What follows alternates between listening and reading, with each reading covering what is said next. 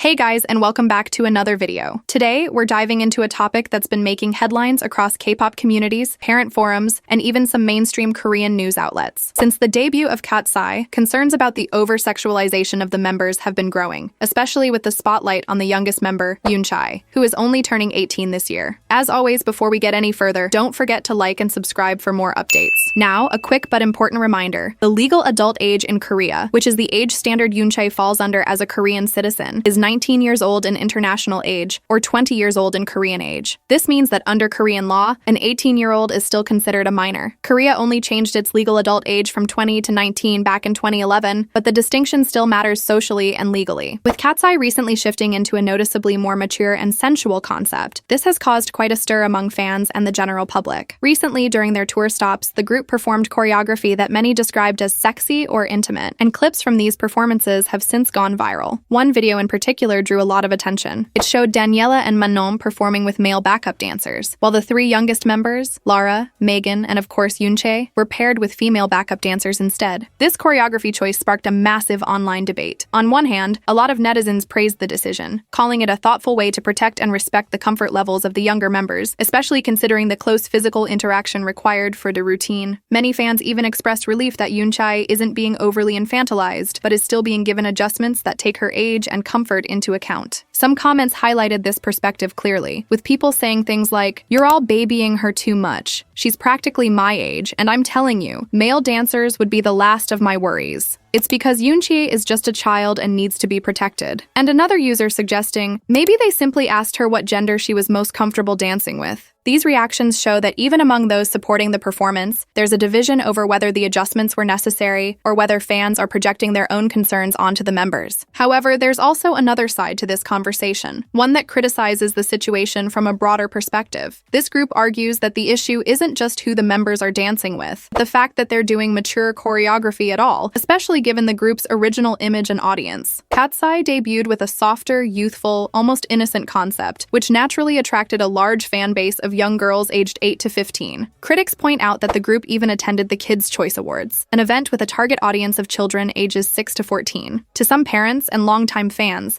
this makes the sudden pivot toward adult-leaning aesthetics and sensual performances feel abrupt and out of place. They argue that while the members may individually feel comfortable with the mature concept, the group's core audience, many of whom are still in elementary or middle school, may not be the appropriate demographic for this type of content. This isn't to say Katseye doesn't have adult or older teen fans, because they absolutely do. But for many critics, the issue is that the group's branding and promotion have until now been centered around youthfulness, relatability, and accessibility to younger viewers. A sudden shift into a more adult-oriented image raises concerns about mixed messaging and the responsibility agencies have when minors or near minors are involved. Ultimately, the situation has created a clear divide. Supporters feel that the girls are growing up, exploring their artistry, and should be allowed to express themselves, especially if they're given the option to set boundaries, like choosing their backup dancers. Meanwhile, critics worry that the industry is pushing them into overly mature concepts too soon, potentially exposing their young fan base to content that doesn't match the group's original image or audience. As this debate continues, it'll be interesting to see how Katseye and their company address the concerns, and whether future performances will stick to this mature direction or adjust based on fan feedback.